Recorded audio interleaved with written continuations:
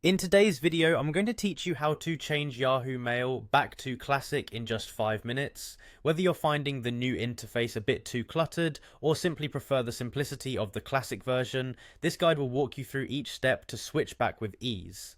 First, let's get started by logging into your Yahoo account. Open up your browser and head over to the Yahoo login page. Once you're there, type in your Yahoo email address in the provided field. It's important to double check the spelling for any typos that might lock you out temporarily. After entering your email address, go ahead and click on the Next button to proceed.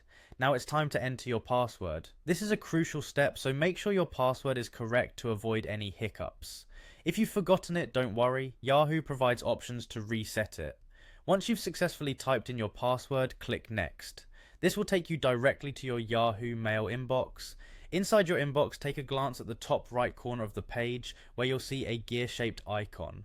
This is your settings button. Go ahead and click on it. A drop-down menu will appear offering a variety of options. At the bottom of this menu, you'll notice an option labeled More Settings. Clicking on More Settings will redirect you to a separate settings page filled with additional preferences and settings.